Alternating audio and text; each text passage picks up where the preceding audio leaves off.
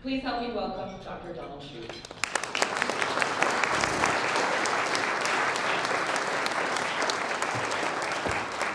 Thanks for getting it right.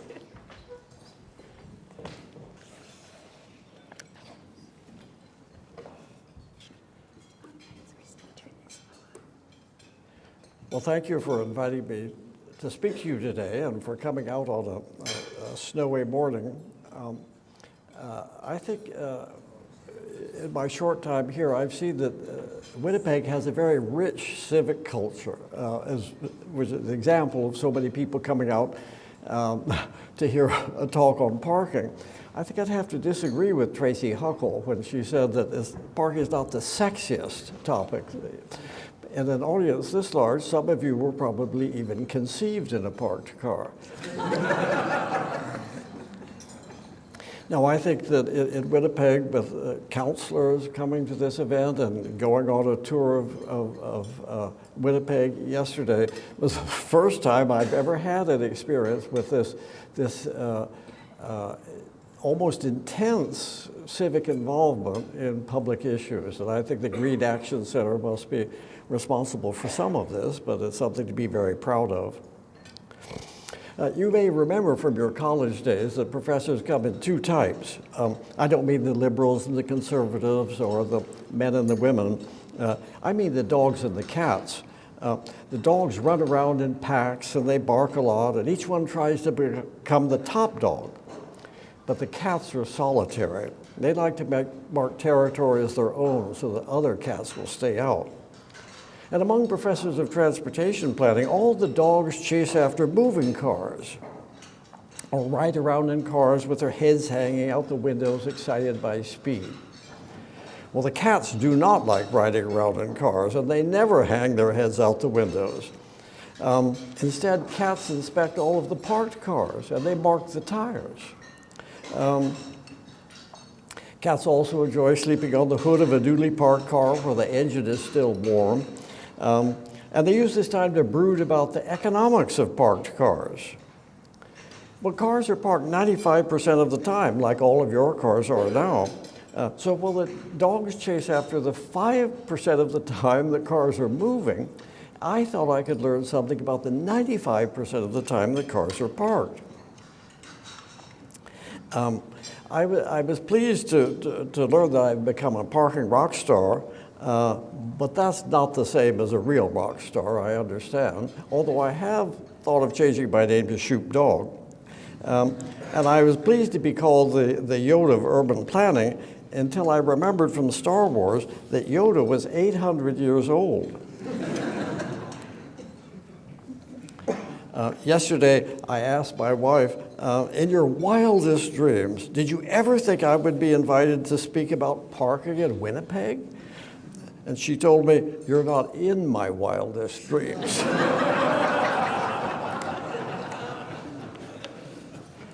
Well, I'm not here to tell Winnipeg what to do about anything. Who would want to invite somebody from Los Angeles to tell you what to do about traffic? But I think that too much of suburban America, and probably suburban Canada, looks like this view of Silicon Valley. We tend to ignore this asphalt light in our daily life, especially when we're parked free in it, as all of these cars are. But parking is free to us only in our role as motorists, because we pay for parking dearly in every other aspect of our lives. Just because the driver doesn't pay for parking doesn't mean the cost goes away. The cost is still there, and somebody has to pay for it. And that someone is everyone, including people who are too poor to own a car or who choose not to own a car. They pay for parking when they go to a movie theater or a restaurant or wherever, or grocery store, wherever the customers are parking free. The people who didn't drive are helping pay for that. This is we're probably using the products produced in this area. This is the Cisco Systems, the computer company, and this is their campus, it's called. And you wonder, well, what are even the addresses of buildings like this? What street are they on? Well, Silicon Valley looks like this because the city requires it. The city of San Jose, here are their minimum parking requirements that all cities have, including Winnipeg have. The green bar is the size of the building, and the red bar is the size of the required parking lot. So you can see that for some activities, the parking lot is almost 9 times the size of the building itself. There's almost nothing where the required parking is smaller than the land use itself. And you wonder, well, why are they this high? Or is a dance hall the same thing as a restaurant? Why do they have the same parking requirements? An auction house? How many days a month do they have auctions? An animal grooming studio? Do animals drive? Well, Winnipeg seems to require a lot of parking too. And the parking requirements are very precise. Winnipeg seems to require a lot of parking for anything that's any fun. For example, Winnipeg requires 1 parking space for every 100 square feet of a drinking establishment. But each parking space in a parking lot, including the aisles, occupies 330 square feet. So the parking requirement is clearly over 3 times the size of the building itself. Winnipeg seems to want everyone to drink and drive. It's so precise, it looks scientific, sort of like the periodic table, where every element has its own weight. Well, every land use has its parking requirement. But planners are winging it. Parking requirements are closer to sorcery than to science. I've never heard a planner who would tell me why any parking requirement shouldn't be larger or higher or lower. That planners learn nothing about parking requirements in their planning education because the professors have nothing to teach them. These parking requirements are a fertility drug for cars, getting back to the sexiness of parking. Well, the 2 basic views of parking requirements. One is the Los Angeles view from back in 1944, when the Los Angeles County Planning Commission, they concluded that the city should require every building to provide at least as much space for parking as there is floor area for people. At least as much. But we have learned something since 1944, because there is another view of this, that parking requirements are very dangerous nonsense. And that was from the famous book, Suburban Nation. Well, where do these parking requirements come from? Because the planning students or the professional planners, they don't know how many parking spaces an animal grooming studio needs. I've never heard a planner who claimed to know how many parking spaces any land use needs. They just know what the city code requires. They're in charge of enforcing these requirements. Well, here's the book that the American Planning Association publishes on parking. They call them parking standards. They're not standards at all. Standards sounds very good. You ought to have high standards, shouldn't you? These are not standards, these are requirements. And it doesn't say how much parking a city should require. It just says how many parking spaces other cities require so you could copy it. Because if you're a young planner and is asked to set the parking requirement for a nail salon, what would you do? You would look and see what other cities do. Here's what Calgary does. Here's what Minneapolis does.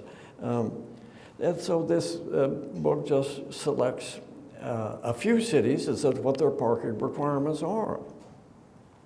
Here's the first, there are 8 pages of land uses. I don't know if you can read them. The text is so small, but it starts out with adult land uses, I think, and this gets down to boarding houses, or this starts at abattoir.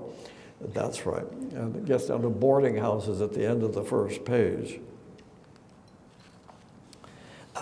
There are 10 different parking requirements for adult land uses. Adult theaters, adult massage parlors, adult bookstores. How do planners know all this about the different kinds of adult uses? We don't even have to say what an adult use is. But if this is what the American Planning Association thinks that the world ought to look like, we're in trouble. Well, these parking requirements seem to make sense if one by one. If you take it one by one, and you hadn't had somebody claiming this was all nonsense, they kind of make sense, especially if you can relate it to the number of people. If it's a barber shop, well, the barber has to have a parking space, and the person in the barber chair has to have a parking space, so that sort of makes sense.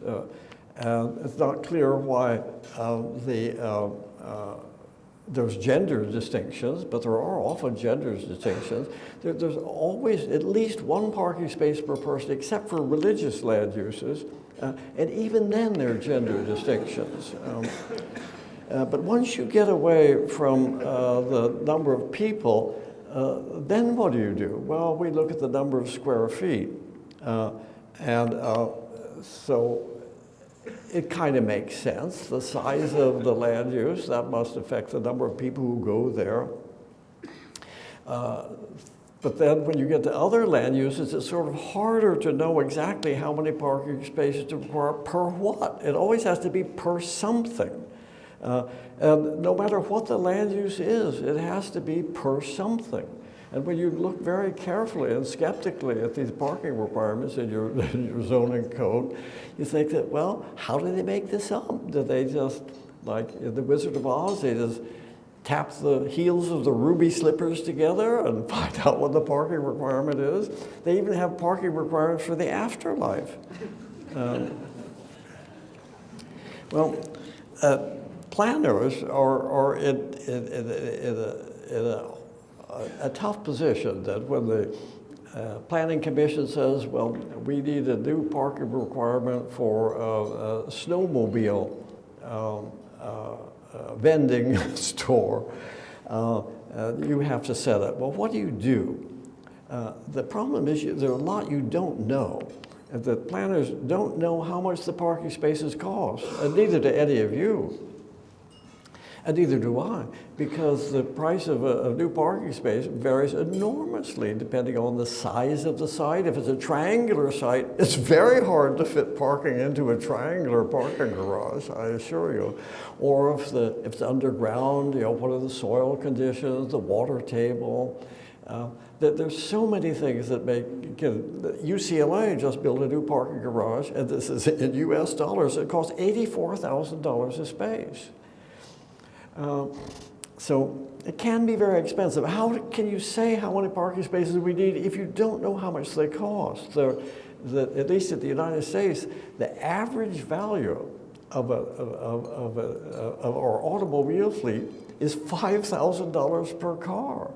Why is it so low? Well, one is because they're so old. The median age of cars in the US is now about 12 years old. How much is a 12-year-old car worth? So planners don't know how much the parking requirements increase the price of everything, especially the price of housing. If an apartment has to come with 2 parking spaces, that does greatly increase the cost of the apartments. It makes housing expensive, so you could have free parking. And how does it affect the way the buildings look or the way the street looks? And how does it affect congestion? Certainly with all these cars, it must attract, all these parking spaces must increase the number of cars, and that would increase traffic congestion and air pollution. and CO2 emissions, which we have to think about now. I mean, every time I went to Calgary before I came here, and everywhere you went in Calgary, there were signs saying, here we're trying to protect the natural habitat of this and that and the other thing. And I was thinking, parking spaces are the natural habitat of cars at rest. And Calgary was doing everything it could to preserve and expand this habitat. And I think if you think what we're trying to make sustainable, we're trying to make cars sustainable. That's what we're working most on.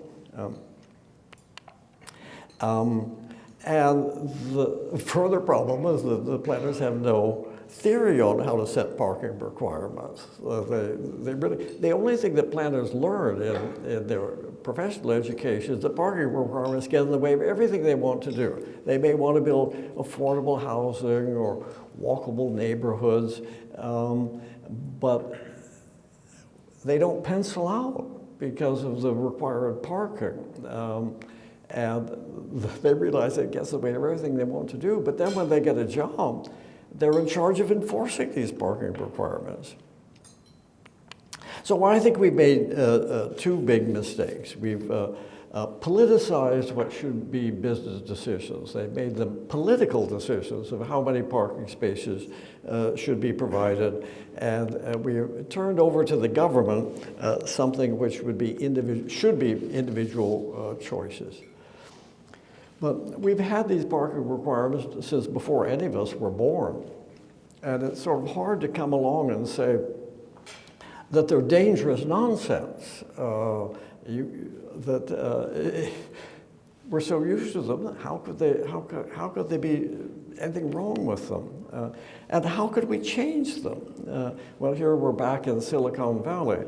When you go down, and I visited this site on the ground, it's actually quite nice. It's a beautiful area, beautiful mountains around it. It's well landscaped.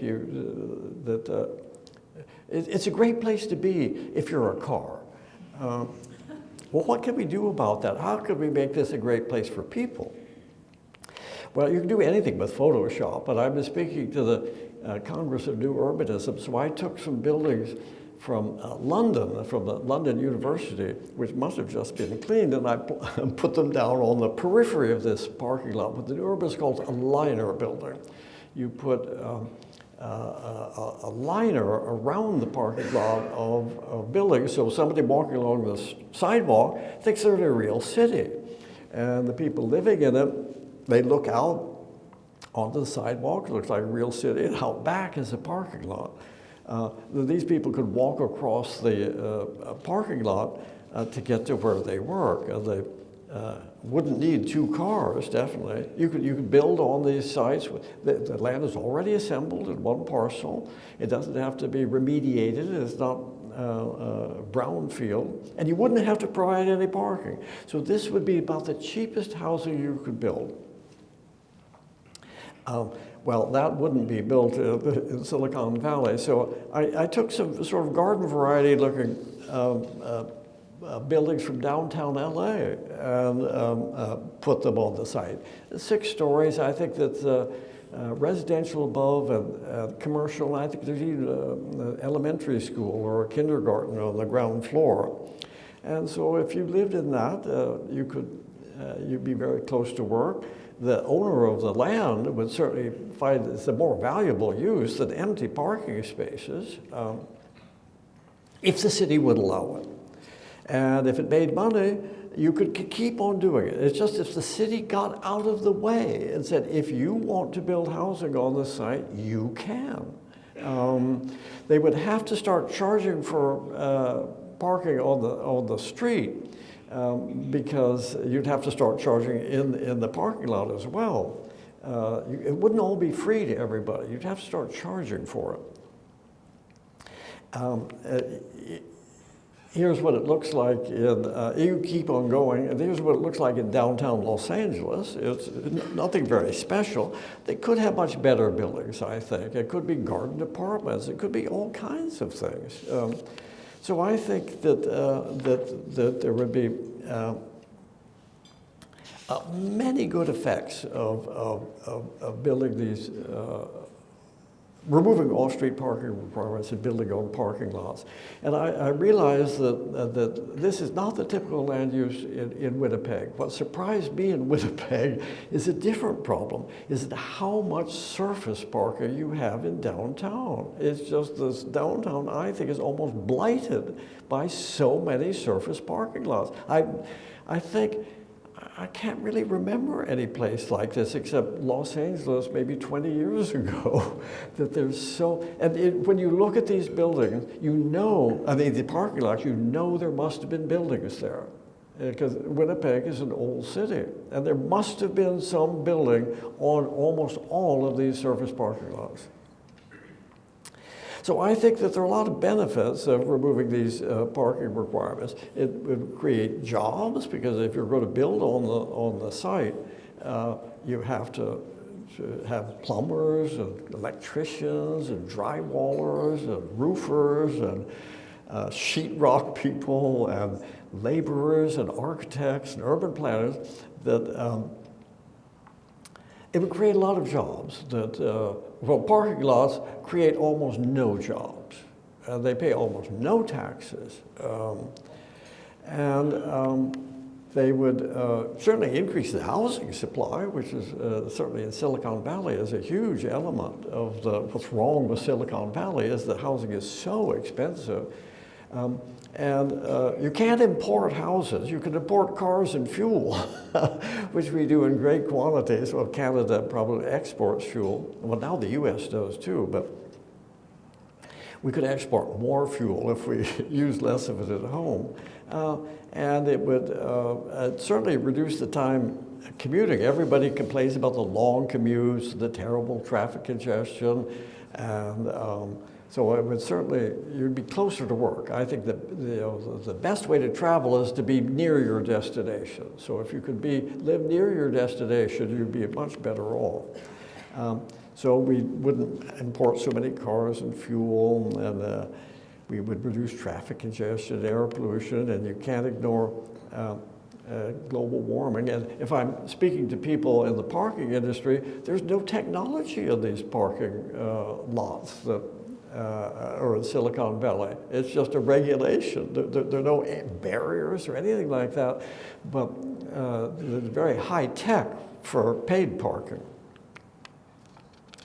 And we can't ignore climate change. So as was suggested early in the introduction, I recommend 3 reforms, which is charge the right price for curb parking, and who could object to the right price? Is almost a tautology. You want to do the right everything. But I have a definition of the right price of curb parking is the lowest price the city could charge and still have a few vacant spaces so that drivers can see there's no shortage of parking. Nobody can say there's a shortage of parking if wherever you go, you see 1 or 2 vacant spaces on any block. You don't see many vacant spaces, because then the price, if there were many vacant spaces, the price is too high. And certainly on the trolley tour that we took yesterday, I saw a lot of blocks in downtown Winnipeg where the price was too high, because there'd be a meter on the block and not a single car parked there at 11 in the morning. So I think the price was too high. The price should adjust as demand changes.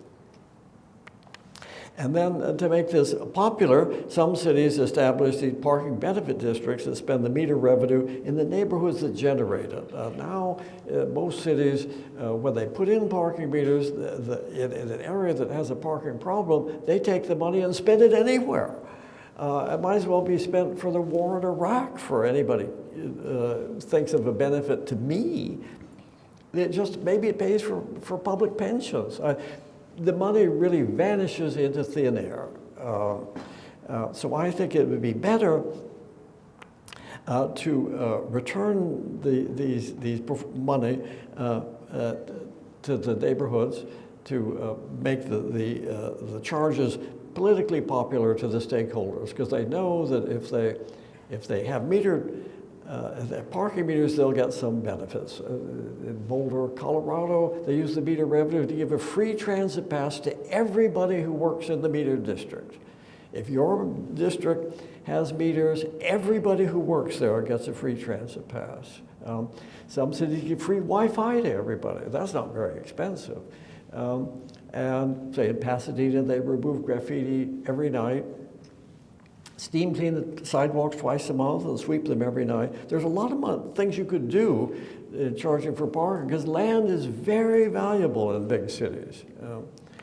And it should produce a lot of revenue. And then once you've done that, you won't need these off-street parking requirements. And that has a lot of benefits too. So the demand-based prices is politically the most difficult thing to persuade people of. So I'll start with that. They adjust over time, so it's going to be lower generally in the morning and higher in the afternoon. You run the meters as long as is necessary to manage demand, and not turn them off at 5:30 in the afternoon like Winnipeg does. The law of supply and demand doesn't stop operating at 5:30 p.m.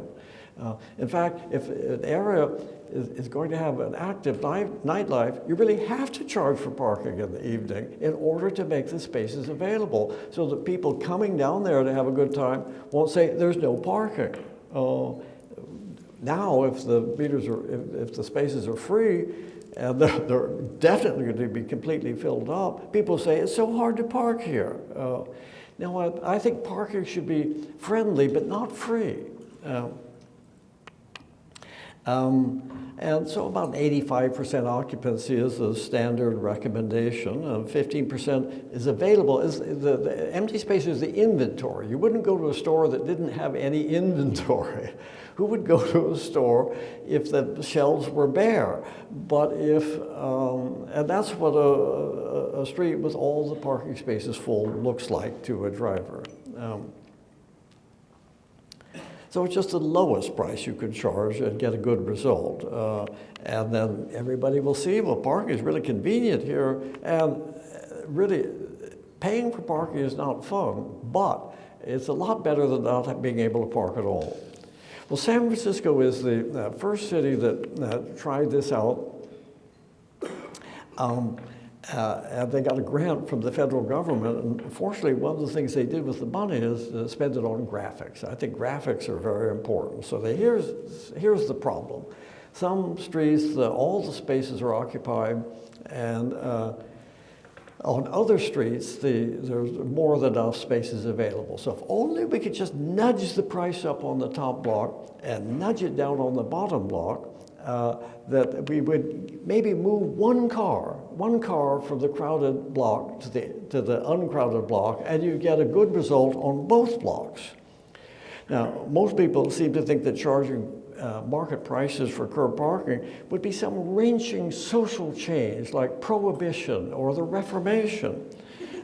But it's really very small, and if a city cannot move one or two cars from one block to another, what can the city do? How competent are these transportation planners if they cannot do something as simple as that? Well, they could, if it weren't for the political problems, I think. Say that we all learn about the Goldilocks principle, and I think the Goldilocks principle is just this: not too high, not too low, but just right. And with the studies we did in Los Angeles, looked at Westwood Village next to UCLA, and we looked at the study that for about a year, really cruising ourselves, hunting for parking, driving around.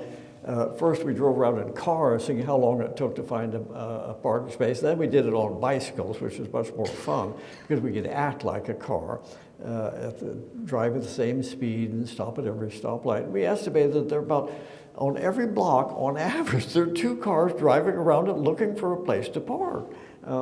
And if you got the price right, you could have 1 or 2 open spaces on every block, and there would be no cruising. And San Francisco commissioned a 2-minute video that is probably much more valuable than the rest of my time. So I'll just let you watch what San Francisco said. This is what they're going to do. Finding a parking space can be frustrating and time-consuming. It's estimated close to a third of city traffic is caused by drivers circling while looking for a space.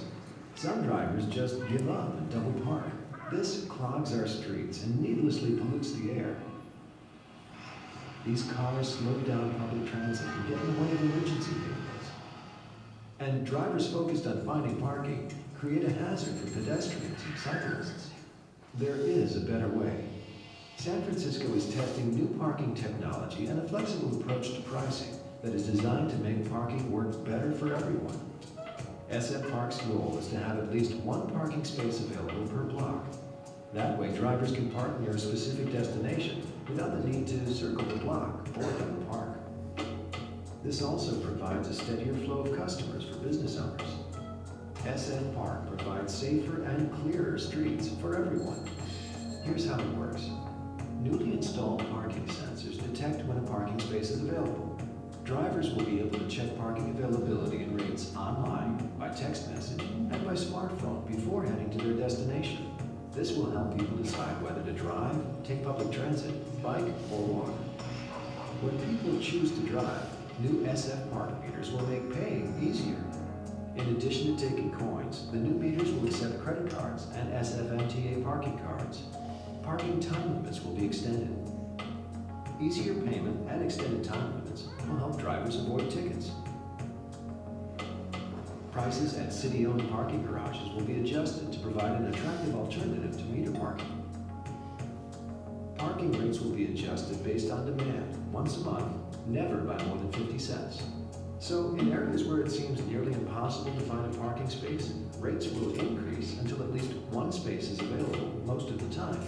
And in areas where open parking spaces are plentiful, rates will decrease until most of the empty spaces fill, or until rates bottom out at as little as 25 cents per hour. SF Park is designed to ensure that drivers easily find an open space near their destination. Well, it's wonderful watching that. Everybody puts away their cell phones and is riveted on the screen. I can't compete with that. What happened was not something that I would have ever predicted, that the average meter price declined with SF Park. It didn't go up, it declined.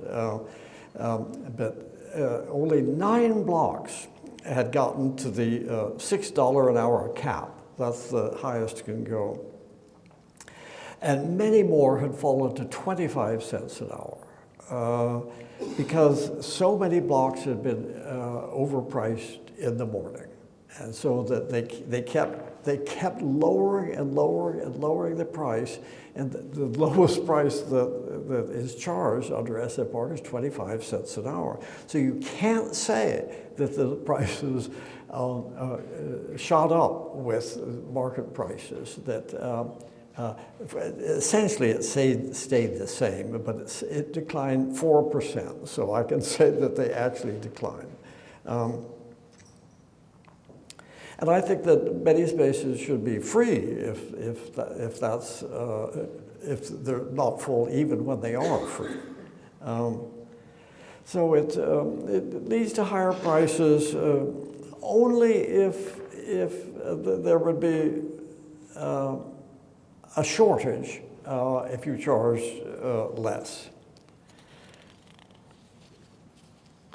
And it helped business. In our sales taxes in California, the money goes to the city, or at least a part of the money goes to the city, so you could track the sales tax revenue for each establishment. And for the establishments in the pilot area, where they began adjusting prices up or down, the sales taxes increased faster than in the pilot area where the prices remain the same. So you can't say that this harmed business. In fact, if you want to be pro-business, charging the right price for parking is better for business than what you would be doing now. And I think the same thing would be true in Winnipeg. Now, some people think that, well, this is just too difficult to do, that we don't have technology that will handle this. They think that the meters, how can you have meters that have different prices at different times of day and different prices on different blocks? Well, this is your great-great-grandparents' parking meter. This is the first one in the world in 1935. But most single-space meters, and we have many of them in the United States, are just like that. You put your money in and hope to get back before your time runs out. The first meters, many people thought were illegal, and they sued the city. It went all the way to the Supreme Court. People claimed that the parking meter is an infernal combination of an alarm clock and a slot machine, which it is. But modern parking meters are much better. Here's one on the UCLA campus. It's very familiar to Canadians because these are made in Canada. Canada is a major supplier of high technology in parking. And it doesn't tell you what the price is anywhere until you touch a button. And then it tells you what the price is at that time. There are 4 different prices during the day. And this one, it's $3 for the first hour and 4 hours for the second hour. So it's a graduated, a progressive price, which I recommend. The longer you stay, the price per hour should continue to go up. You shouldn't have a time limit, say you can't park here for more than 2 hours, but if you want to park more than 2 hours, you have to pay a higher price so that you actually get more revenue and you give people more choices. So I think some of you suspect that professors have a lot of spare time on their hands, and in my case that was true, so I set up my camera on a tripod across from 8 parking spaces governed by one of these parking meters. They're diagonal parked, but same principles if it were parallel parked. 8 parking spaces is typical for the number of parked cars on a city block. And you can see that this first picture is what you want to see as a driver. When you pull up, there's a space waiting for you. And I think you can see somebody paying at the meter. Now, the 2 cars at the end didn't move because you can park for more than 2 hours. So I took a picture every 4 minutes to see what happened. Well, 4 minutes later, 1 car had left, another car had arrived. And it just kept on going like this. There was no open spaces, but didn't take long for a space to open up. And sometimes there were 2 spaces. I think one time there were even 3 spaces. But it's really what you would like to. If you owned a restaurant or a store on that block, wouldn't you like to see the parking operate that way? Wouldn't you like to see it be well used, but readily available for anybody who wants to come and buy something in your store? What could be more merchant friendly than that kind of occupancy? So I think that, yes, I wonder how many of you who are merchants would say the parking works that way in front of your store. So I think that should the price be higher or lower or the same? Is this the right price? Well, if it were higher, there would be more vacancies. You know, the fewer people would be using the spaces. If it were lower, then there would be less time when there were spaces available. And people would say, there's no parking here. I don't want to come here again. It's this Goldilocks principle. It's also like the Supreme Court's definition of pornography. I know the right price when I see it. That you can just go to, as I looked on this trolley tour of Winnipeg and looking out and saying, is the price right on this block? It was often too high. There's nothing academic or special about being able to estimate the right price. You just have to look at the result. That is the only way to say whether the price is right, is to see if it produces the result that the city wants to see. So other cities have been starting with this. Washington, D.C. has done it. Washington is usually not the leader in any kind of reform. But they started this, and this was the first month of it, I think. They started out with every meter in the city was charging $2.30. So they started looking at, well, what is the occupancy? And you can see, and I think the lower prices are blue and green, and the higher prices are pink and red. And the top panel for the boarding hours shows more blue and green blocks because the demand-based prices are lower in the morning. If demand is lower, the prices are lower. And then in the midday, the prices increase, so the map turns red. There's still vacancies, but they're higher priced. And most of the parkers are tourists, so they're willing to pay for convenient parking on their visits to the city. And that was in, I think, 2017. Here's what it amounted to in 2019. After many 25-cent an hour increases, the prices range had greatly increased. I think they went down to as low as $1 an hour and up to $6.50 an hour. So you can't say whether those prices are right except by saying, well, is this producing the result we want? And the prices spread out. After each price change, you could see that the range of prices got wider and wider because it happened fairly slowly. Prices went down as well as up. It took 2 years before these price changes to pan out.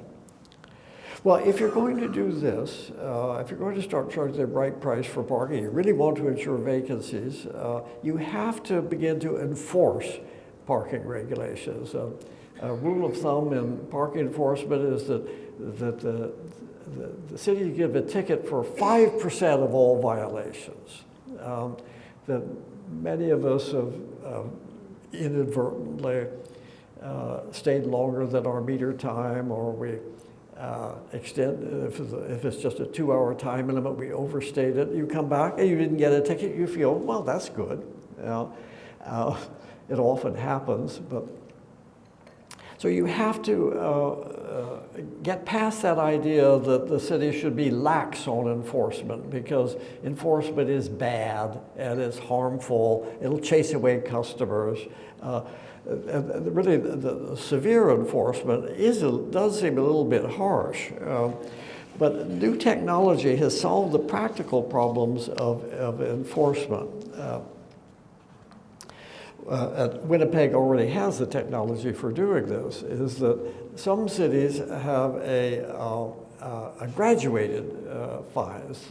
It turns out that in most cities, most of the tickets are given to repeat violators. And some people accumulate 10 or 20 tickets during a year. Probably because they never pay a meter, or they just pay no attention to the regulations, they're scofflaws. And the only way to get through to these people is to have a high fine. But most people never get a ticket, or maybe even only one, just because an inadvertent mistake, or they're a visitor from a different city who didn't understand. So some cities give a warning for the first violation of the year, because you know the license plate number of the car. You have license plate recognition enforcement here in Winnipeg. And you know how many tickets that car, that license plate number, has gotten in the previous year. And if it's the first violation, you give them just a warning explaining what the violation was and what the subsequent fines will be if you do it again. So it can be really small at the beginning, or just a warning. And so I think that the many tickets for a few repeat offenders show that modest fines do not deter drivers who view parking tickets as an acceptable gamble, or just another cost of doing business. So I think it shows that the city is not out to get money. It's out to get compliance. We want you to comply with regulations. If somebody overstays at the parking meter, somebody else can't use it. It isn't a victimless crime. Some people are denied what you have taken. So I think that I would recommend this for any city. We all know the mantra that information wants to be free, but I think parking wants to be paid for. And the reason it wants to be paid for is to stop cruising for parking. And I've heard people talk about this in Winnipeg, driving around the block, around and around, hunting for an open parking space because all the curb spaces are filled, and you hope to see somebody pulling out. Here's a list of studies, I think, 21 studies that I found in 13 cities on 4 continents of when people tried to estimate the share of traffic that was cruising or how long it took to find a space. Where they looked, they only looked, this is a biased sample, they looked at places where they knew there was cruising and they wanted to measure it. It took about 7.5 minutes to find a curb space, and about 1/3 of the traffic was cruising. Here's a study that was done in Chicago just before World War II, where they stationed students at every intersection with an accurate timer with a watch. They noted down every license plate number, which way it went, straight ahead or right or left, at what time, so they could recreate the path of travel. And say in the upper 4 patterns, people were always trying something new, thinking things would be better on the next street. And on the lower left, some people were obsessive about 1 block. But there was a lot of cruising. And I think the most interesting study was one just a couple of years ago in Zurich, which is famous for having the best transportation system in the world. But what they looked at was the parking occupancy in downtown, and you can see it peaked at 100% in the middle of the day. And then they looked at what is the probability of finding a new space. This is the average search time, that's right. The average search time, and it went surprisingly high. It was about 7 to 15 minutes in the middle of the day when all the curb spaces were filled. And the probability of getting a space was very low in the middle of the day. But the final thing was this important graph. It's showing the share of traffic that was searching for parking. So in the middle of the day, there was a lot of traffic in this famous city of terrific rail transport and bus transport that it goes on every day. And I suspect that if you looked at something like that in Winnipeg, you would find the same pattern. And it seems so unfair, park cruising. I mean, that it's randomly distributing parking spaces to people who are just lucky. And it seems as though everybody else is luckier than you are. And this leads to very dangerous behavior. I've seen cars make a U-turn in the middle of the street if they see a space opening up on the other side. I had my cell phone out yesterday, and I was lucky to get this short video.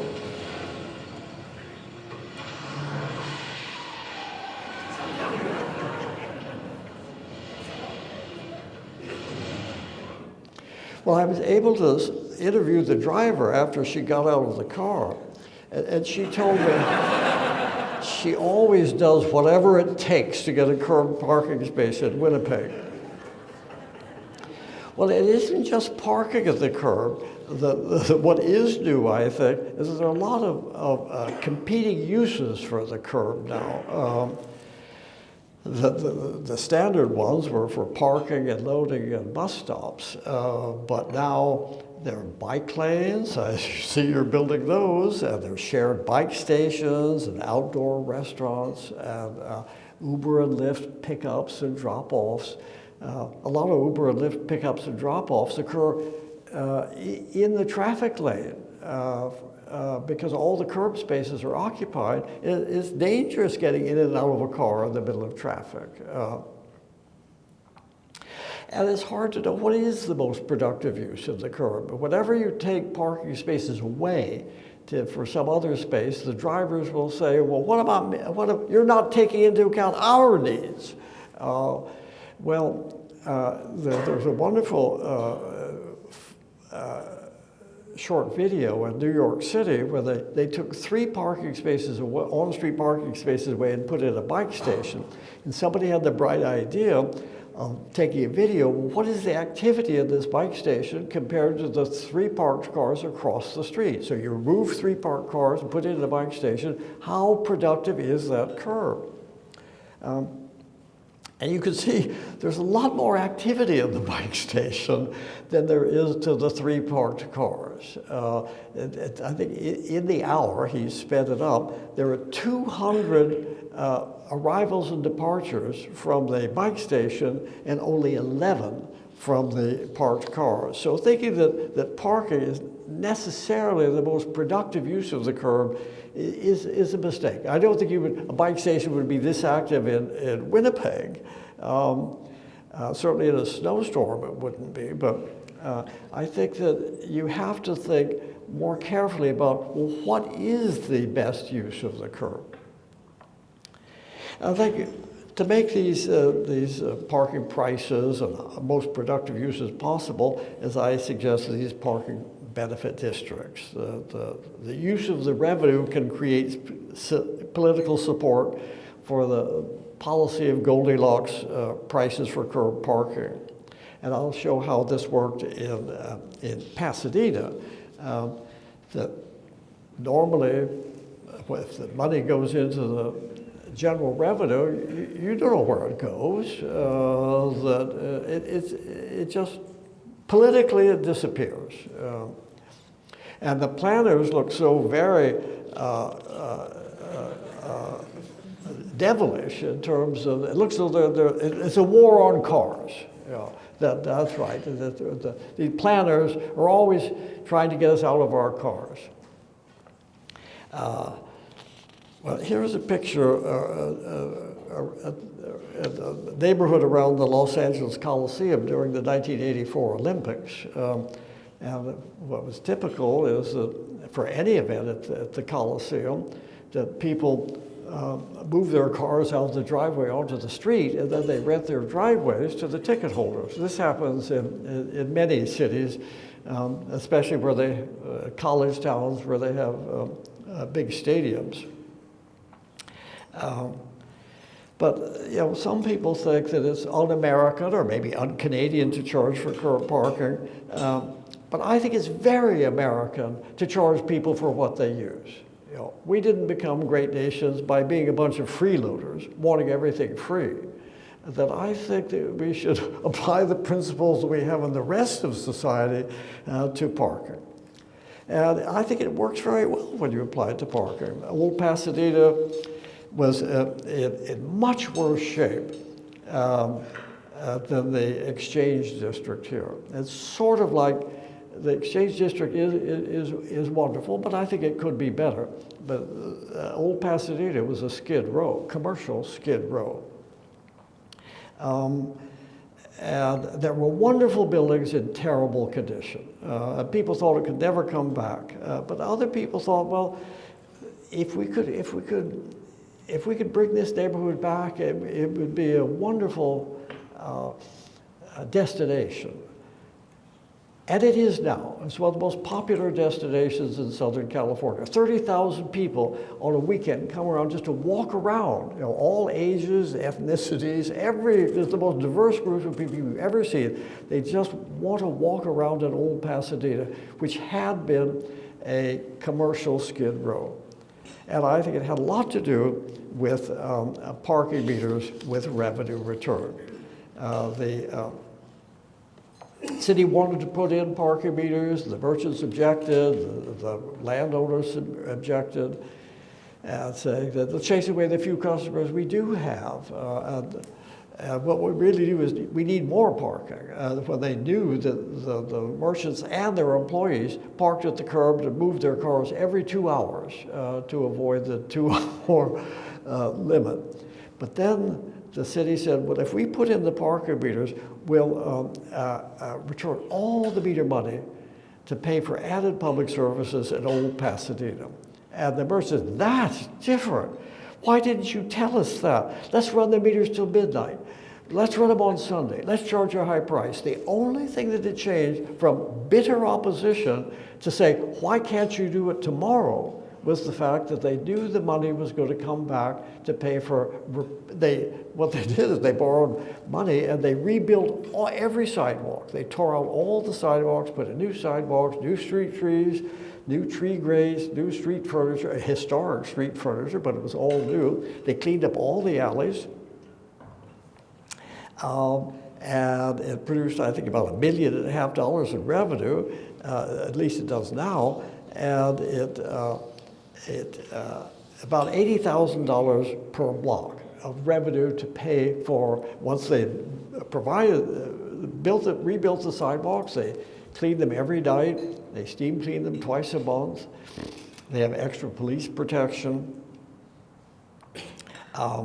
And it was very popular with the merchants. There's a quote from one of the leading business people in the area.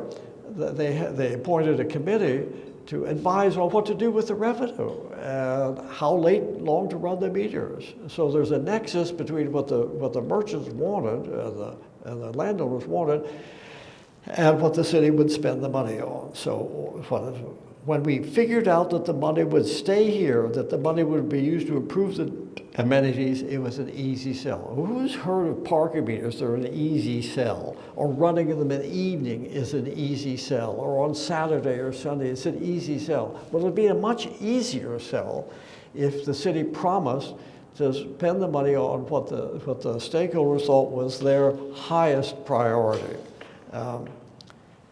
So here are some pictures before and after. Nothing wrong with motorcycles, but or pawn shops or anything like that. You can see new street trees, and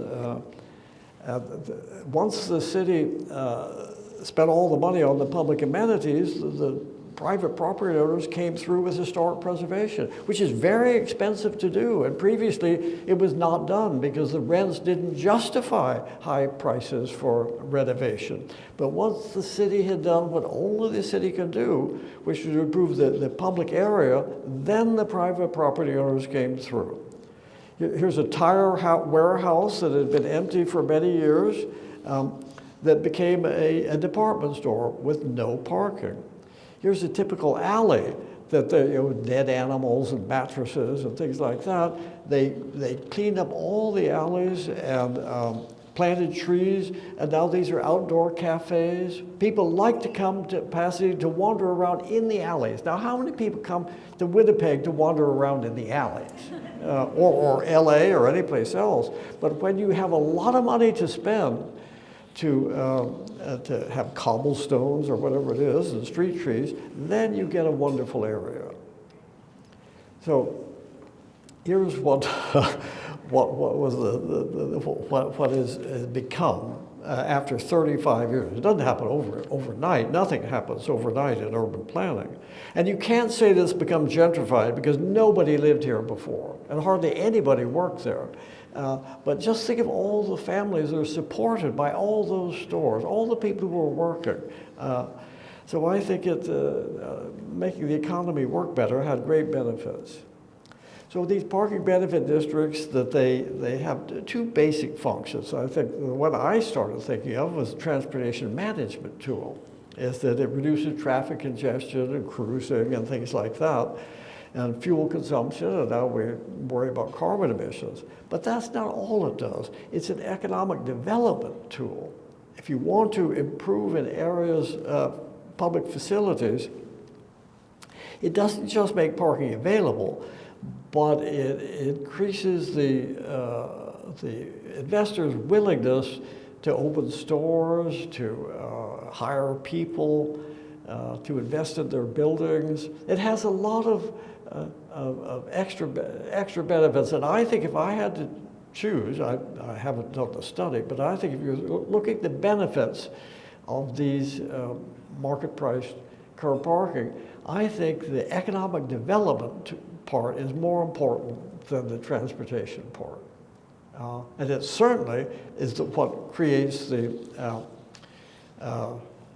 desire to charge the right price for curb parking. There are other ways to make parking meters popular. And one is that some cities give discounts at parking meters for residents of the city. So if you pay by license plate and your license plate is registered in the city, then you automatically get a discount when you pay by cell phone or you pay by keying in your license plate at the parking meter. It's just automatically given. When I mentioned this to one of the city council members yesterday, she really liked the idea. I said, well, do you have suburbs of Winnipeg that are different cities? And she said, yes. And the idea that voters, all your voters will get a discount and all the people who don't vote in your city will pay more.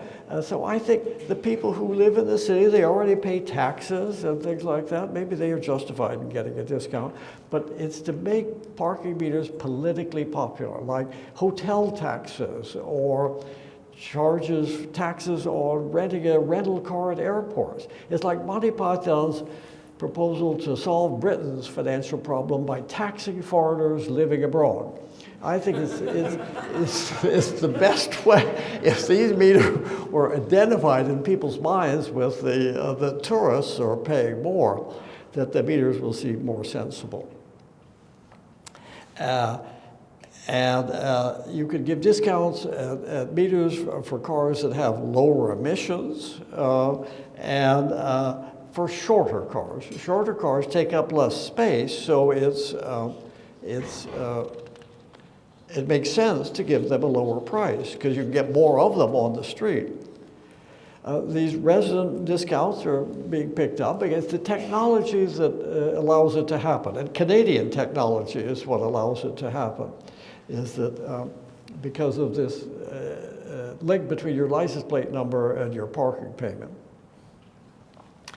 Miami Beach, of course, this is the ultra typical tourist area, but when you go to the meters, the price is $4 an hour. And if you're a tourist, well, you're happy to see you have a vacant space, you pay $4, but if you're a resident, that you key in your license number, and it's $1 an hour. The non-residents don't know that they're paying more than the residents. And you could also give discounts at garages, or you could give the first 30 minutes free or something like that.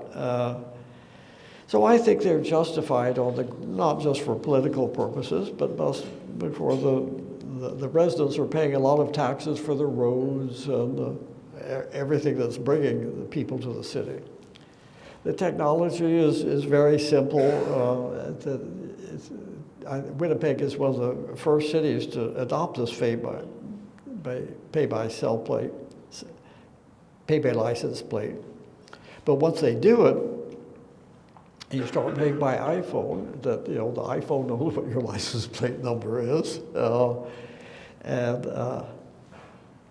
and you get these discounts that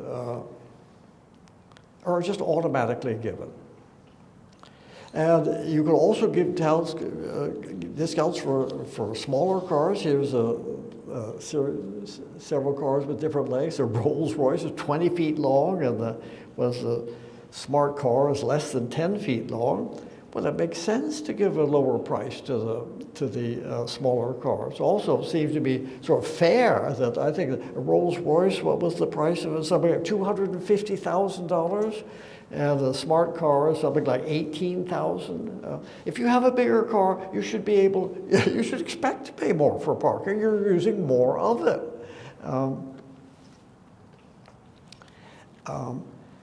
And so I think these smaller cars are certainly justify a discount based on their shortness. This is not photoshopped. This is in Manhattan. But I think that it became normal that people who have bigger apartments pay higher rent, and people who have bigger cars pay higher prices. Well, people who use bigger parking spaces should pay more. And you could give the discounts for lower emission cars.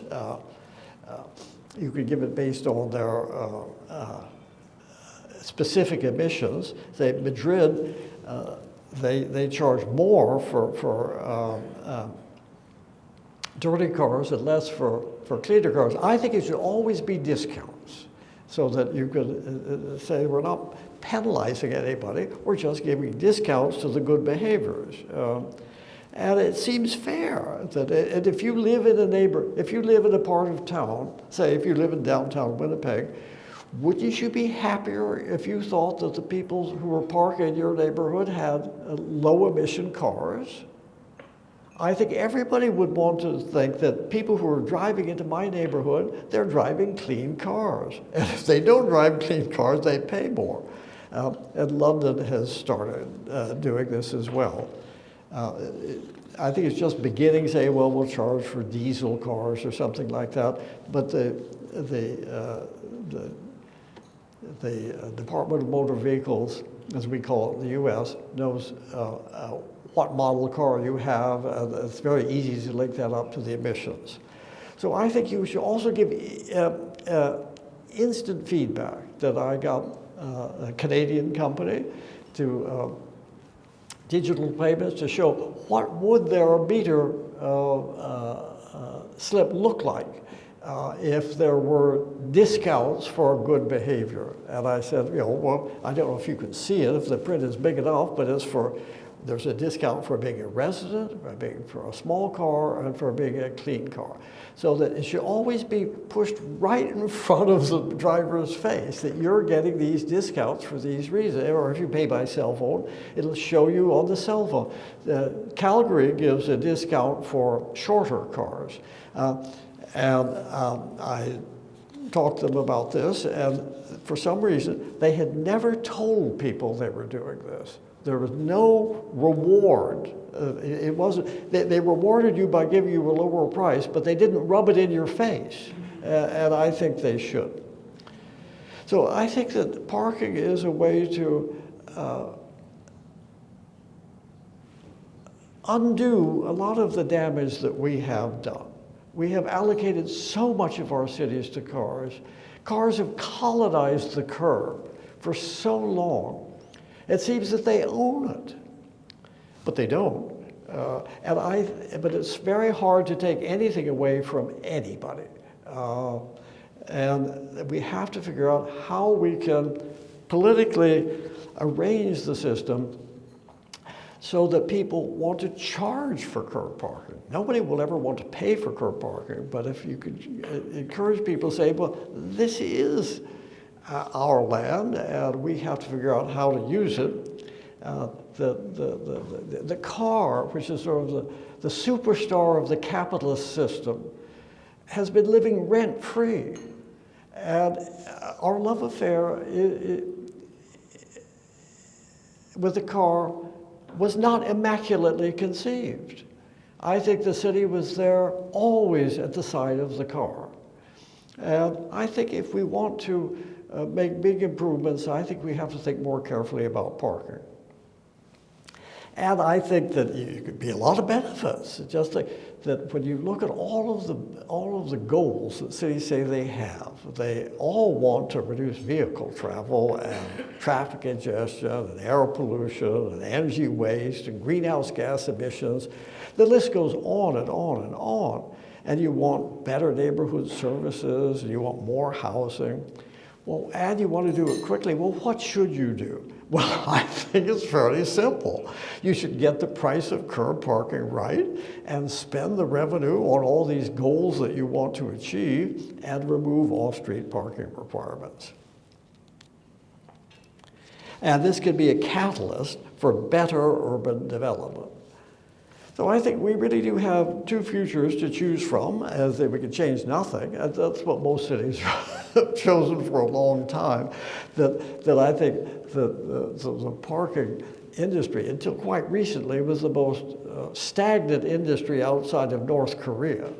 The parking meter was invented in 1935, and many of the parking meters in the United States are identical to it. You put your money in the meter and you hope to get back before your time is run out. How many other payment systems have not changed in what, 90 years?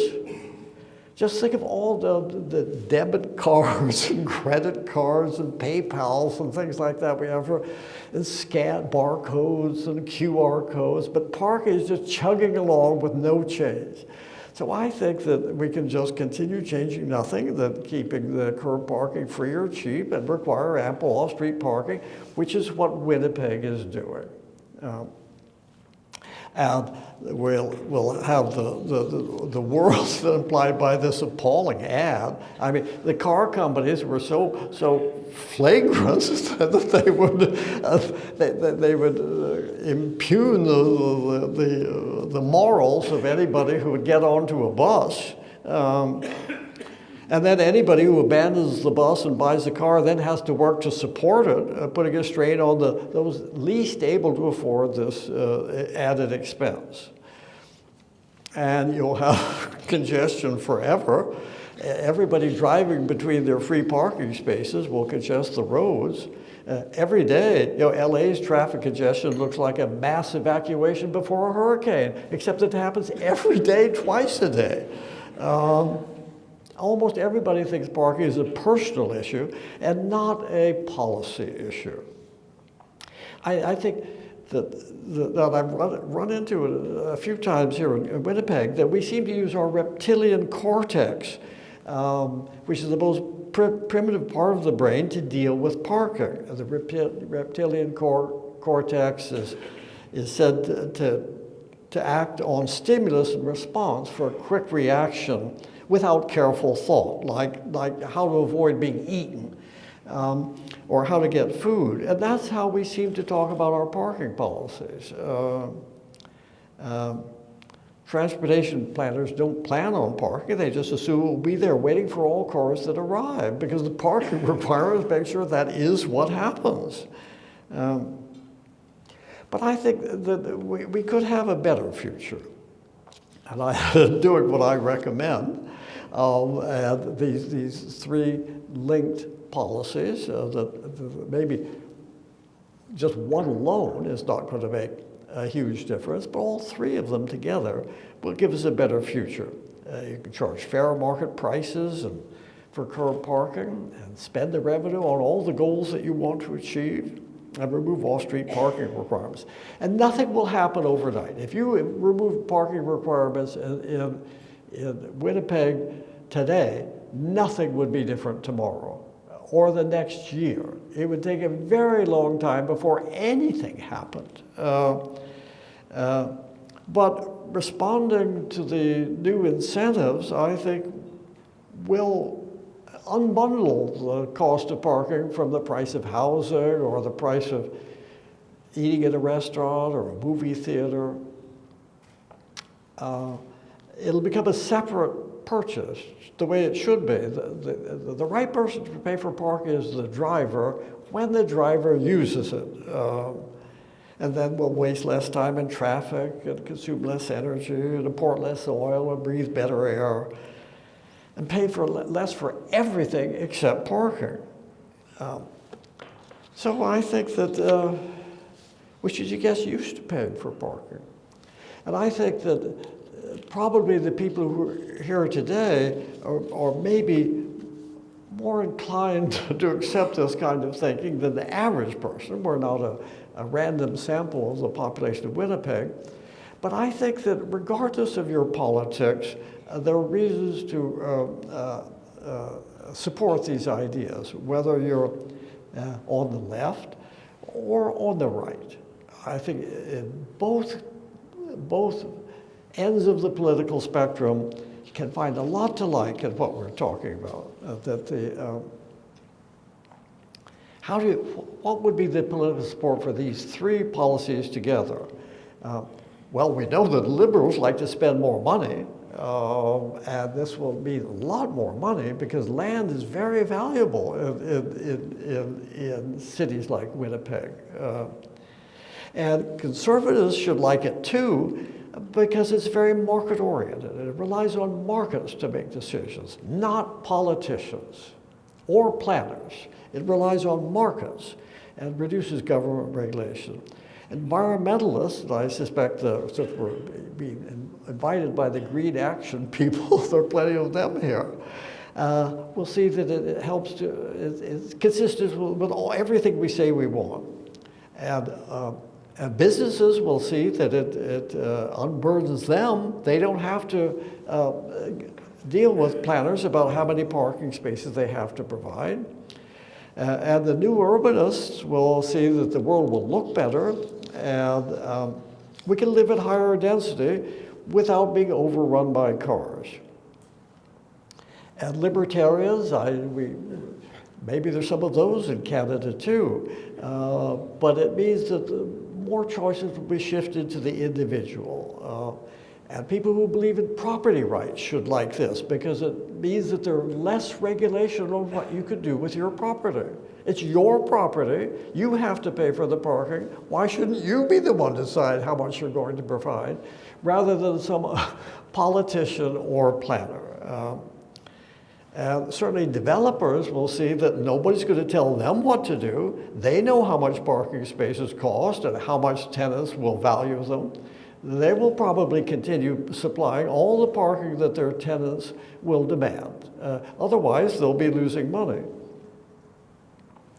And sort of residents will see that it improves their neighborhood and public services. People who worry about affordable housing, and I doubt if your homeless population in Winnipeg is nearly as bad as it is in California, but affordable housing is a very important issue for young people especially, and for very old people, I suppose. And neighborhood activists will say, well, there'll be these local parking benefit districts that have to have members of their governing board, and they make local decisions. And I think the biggest winners from this will be local elected officials who don't have to sit through city council meetings hearing arguments about whether the price of the parking meter should go up by 25 cents or whether the nail salon should get an exemption from the parking requirement. And they always have to sit there acting interested in this when they're not interested and acting as though they're informed about it, which they're not. So I think that the politicians will be the biggest winners of never having parking come before the city council again. The city council has to say, this is what we want to see. We want to see 1 or 2 open spaces on every block, and it's up to the parking authority to do that. And we can just look out of our car window and see whether they've done it. And they won't have to decide on minimum parking requirements as well. Well, what do we do with all the cars we won't need? Here's a sculpture called long-term parking. I like that. It was by a UCLA professor who did this. And then what about some of the parking garages that we built and maybe that we don't need? Well, here's a use for it. I wouldn't recommend it for Winnipeg today, but maybe next summer you could arrange, the Green Action Committee could arrange this for their next conference. Well, a planning professor could do nothing better than to end with a quote from Jane Jacobs. In North America, I think we're not rich and successful because what we have done. We're rich and successful because what we've inherited. And we're very lucky to have inherited it.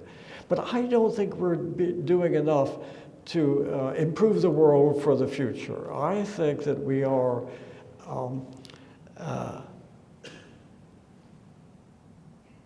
not carrying out our part of the intergenerational bargain.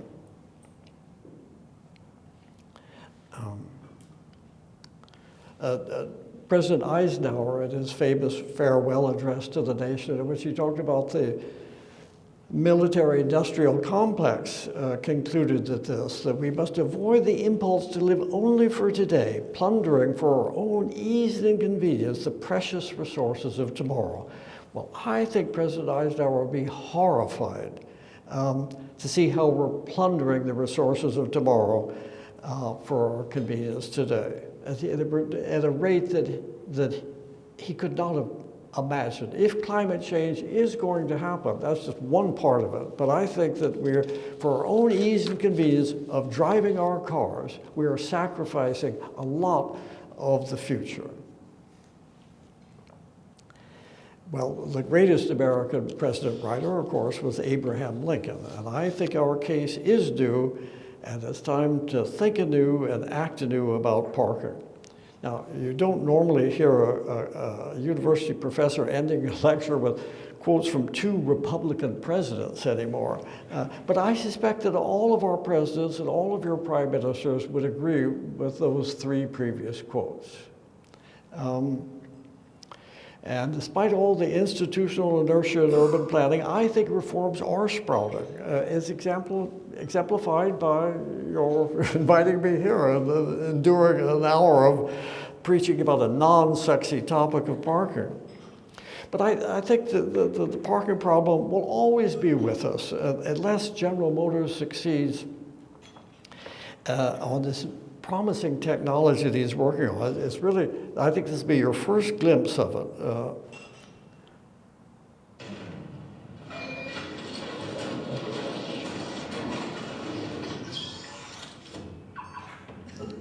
Well, until then, I think we have a lot of work ahead of us and how to undo the damage that we have really done.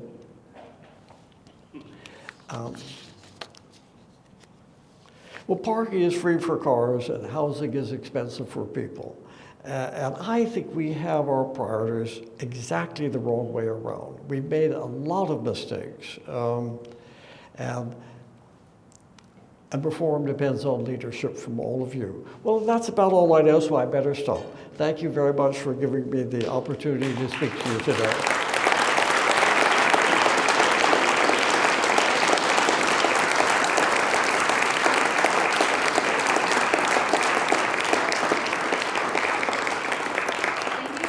Dr. Shoup another hand for coming all the way from California in our snowy.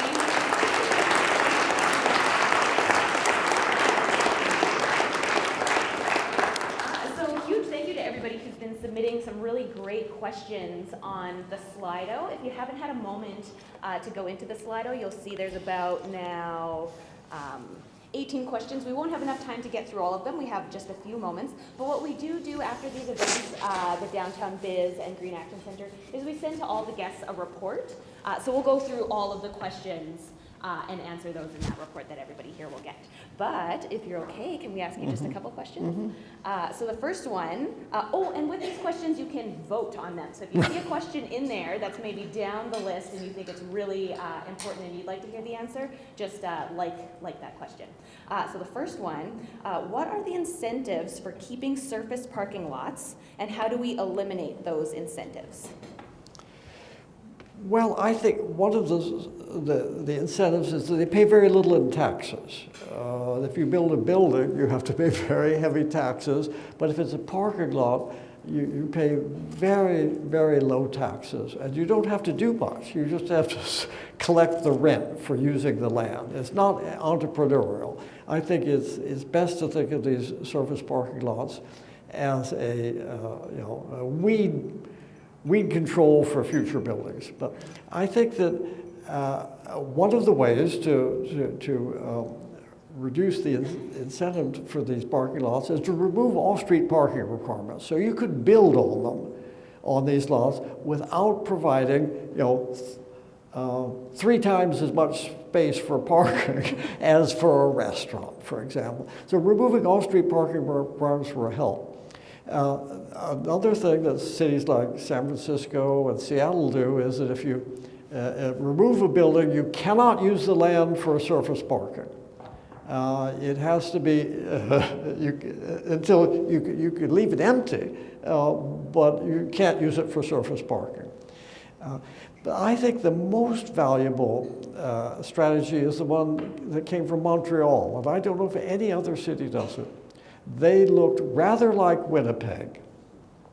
They had a lot of downtown surface parking lots where the cars were just, it was worse than Winnipeg, they were jammed in, that they were valet parked, just massive cars. And Toronto put in a tax on surface parking lots, equivalent to about $800 a year per parking space. And that was calculated to show that it reduced the profits of holding the land as essentially idle land used temporarily for parking. It reduced the profits of parking lots so much that the surface parking lots pretty much disappeared. And you look at pictures of Montreal 20 years ago and now, you'll see that so much land was converted from surface parking to buildings, which pay taxes, employ people, make it a more pedestrian environment.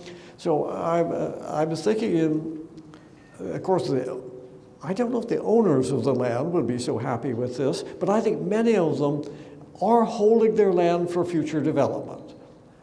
And then when they sell it, they'll get it as capital gains. They don't pay much income taxes. So I think a tax either on like a per space tax or the tax on the revenue from the surface parking would be my best advice. Thank you so much. Our next question, downtown you pay for parking. In the new power centers, which have required hundreds of millions in highways and grade separations, parking is free. How do we compete? Well, I think the way you compete is by charging the right price for your own parking. So you have a fixed amount of parking, and I think that you ought to manage it better than you do now. And I would say giving a discount for smaller cars would help, because you get more cars in. I think that lowering the price whenever you see vacant spaces on the street, that will help. But I think the main thing is to make parking convenient but not free. I don't think the downtown can compete with the suburbs by being like the suburbs. The downtown has a different strength. It isn't just free parking. It's being close to so many different things, and to historic buildings. They have no historic buildings in shopping centers. And I think that you ought to play to your strengths, which is a handsome history, and to make it easy to get to if you're willing to pay. I think some shopping centers are now beginning to charge for parking when they're popular. Century City is one near where I live, and they started charging for parking. And people said, "I'll never come here again if you start charging for parking." Well, that was just a blowhard response, and this place is still full, because when you're a private operator, they're not going to charge so high a price that the spaces are empty. They want to charge the price that will lead to optimal occupancy. And I think that maybe you'll get customers who, they have found, you'll get customers who are willing to spend more in the shopping mall if they're willing to pay for parking at the mall, and people who are not willing to spend much don't come. So I think the story that the thing it hasn't happened yet, but I often get angry at people that ask dumb questions. And I was speaking in Santa Rosa in California, and a lovely town in the wine country. I'd never been there before, and they put on a big event. The Greens brought me there, and it was a wonderful 1925 City Hall with rake seats, stadium seating, and it was filled. And I thought I'd give pretty much the same speech I gave you, and I thought the questions came. There was a guy who, I can see it now on the upper left, and he just jumped out of his seat. And he said, if Santa Rosa begins running the parking meters in the evening, I'll never come downtown to a restaurant again. And, as though that settles the question. And a politician couldn't argue them, but with a professor who had nothing at stake, I said, well, if you don't come downtown and find a parking space after driving around for 20 minutes, maybe the person who is willing to pay for parking will take the space that you would have occupied. And who do you think will leave a bigger tip at a restaurant? Somebody who will come downtown only if they can park free after driving around for 20 minutes? Or somebody who's willing to pay for parking if they can find a convenient space in front of the restaurant they're going to? And maybe you'll get a better deal in the food court in a suburban mall with ample free parking. And the whole audience began laughing and shouting and clapping but in a political arena, the guy who was such a blowhard, if he was the first person to speak and other people were silent, the politician will think that's the way everybody thinks. You can't argue with with your citizens like that. But I can, and I do think that if you want to park free, maybe you will be better off at a food court at a suburban mall with ample free parking, but there are better restaurants downtown, and many more of them. Nice. Thank you so much. Here's a,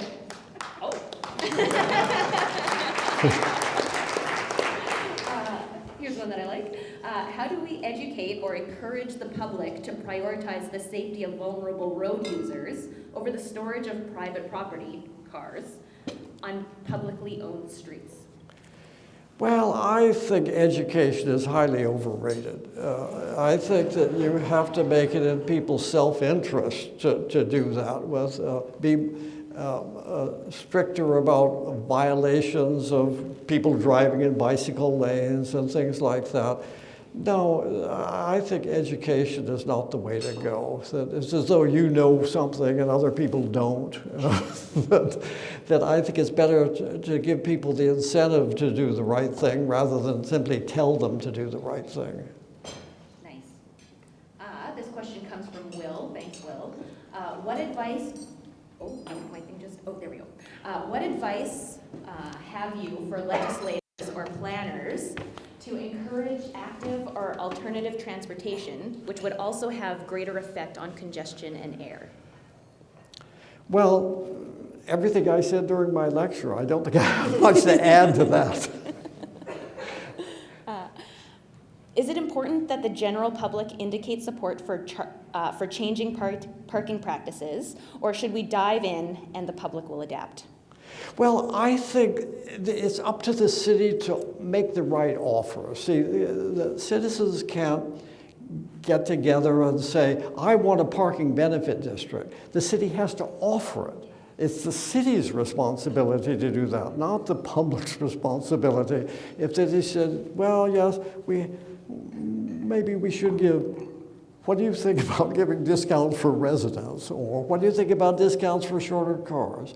Or what do you think about a parking benefit district in your neighborhood? I think it's up to the city to make the offers, looking at what other cities do. And I asked people to hand around this program from Columbus, Ohio. Columbus, Ohio got a grant from, I think, from $150 million from the federal government and Bloomberg and people like that to do all the most advanced things that a city could do. And one of the things they did was have these parking benefit districts, which are very, very well thought out. So it's an 8-page handout, and you also got it on your email. And I would suggest that the city look very carefully at that, what Columbus, Ohio is doing, and adopt that. Thank you. Here's a good one. How does the public adapt to constantly changing rates? Well, that's something that I couldn't answer until I've seen it happening. and the public does not even notice it. That whenever you change prices now, it's a political choice and it's debated, but when it's done by formula, you don't know if the price was 25% lower or higher the next week, the previous week when you get there. The different prices at different times of day is a different issue, because I think the price has to be different at different times of day if demand changes. And I think that many people are surprisingly ignorant about that, because you could get, say in San Francisco, the price could be 50 cents per hour on one block, and 2 blocks away it's $3 an hour. And I think it must be because people are unaware. So I think restaurants should, or stores should just put in their windows, here's the price of parking. That if it were in the, say, the Exchange District, for example, and you saw that you could park for 25 cents an hour 3 blocks away, you'd probably do it the next time. Some people are very price sensitive, especially low-income people. And I think it's better to give low-income people the option to pay less per hour and to walk longer than to charge the same price everywhere. That we should be allowed to, if we're willing to walk, that we should be allowed to walk and pay less for parking. It's better for you, for your health. It's better for the merchants to have more foot traffic. You'll see more stores and windows and things like that. No, I think it's a good idea to have different prices in different locations so that people who are wanting, we all, you know, certainly some part of our lives, you want to save money. Then I think that just making it available in the store windows, and anybody who's a regular user of the parking will figure this out anyway. And the visitors, they're just grateful to be able to find a space right where they are, where they want to get out of their car. Nice. How will parking change with the arrival of autonomous vehicles? Well, they haven't arrived. I made so many wrong predictions in my past. I shouldn't be making any new predictions. But I think that if you like the idea of autonomous vehicles, charging the right price for parking will help to encourage their arrival. Yes, if we have free parking everywhere, why buy an autonomous car?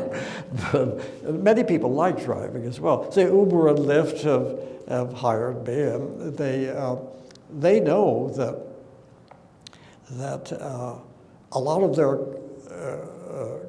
customers are going to places where either parking is expensive or hard to find. So they're very much against minimum parking requirements. So if you like the idea of shared parking, if you like the idea of carpooling, then you should be happy with the idea that parking is charged for. If parking is free, there's got to be not that much carpooling. People won't be sharing. So I think that charging for parking encourages sharing of cars, but not necessarily autonomous cars. Awesome. Are you okay to do 2 more? Okay. Yeah. Only 2. Only 2. Oh, I see 2 here. On land value, so I'm going to go with this one. Surrendering much of our downtown to surface parking has depressed our tax base, and yet the civic fiscal implications of this aren't being considered. Help? Well, I suppose that's true, that there have been studies of what is the revenue productivity of parking. It's almost zero for the city, for surface parking lots.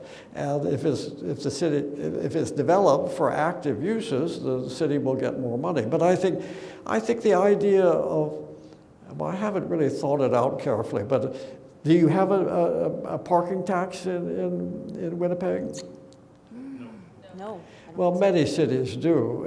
Maybe 15% of the revenue goes to is taxable income. You know, well, I think in Los Angeles, 15% of your total revenue is now a tax bill. So I think that if you had a tax on the revenue from surface parking lots, that would discourage these lots, and it would change the balance of how much you earn with the parking lot versus how much you earn for development. Somebody did tell me yesterday that some of these parking lots are not legal. You know,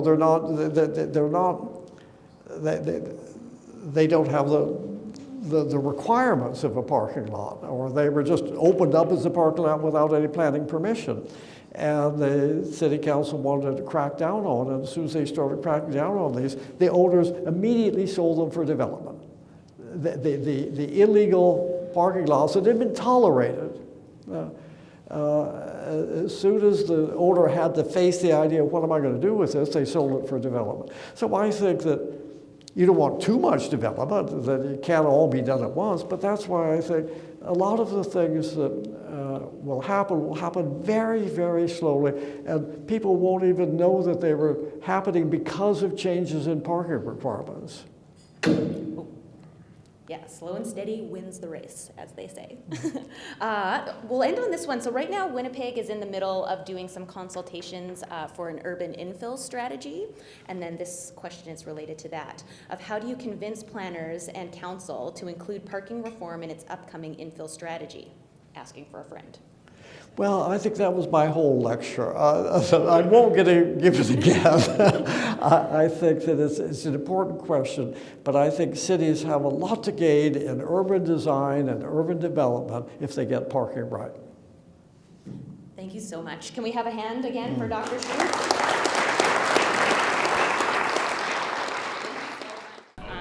5 to 8 people to consider how market-based pricing could improve cities. So if, as you're talking about it, you want to... So that's sure. Hey, we got Cynthia and Transit. This is a continuation. I'm Ryan. I'm with planning and branding. There's the parking that There were. Yeah, because I feel like they actually do this. They do, Yeah. but they don't do it dynamically. Okay. So I felt they got the short end of the stick a bit in the presentation. They do have pricing. And if you guys need brain juice, So, sorry? yeah. We're working through the questions. Is that Yeah, if you want to start on your mind, that came out of Dr. Shoup's keynote, feel free to just dive right in. we just walk there. But we encourage group parking. Maslin Hama, and I work for City of Winnipeg Transit.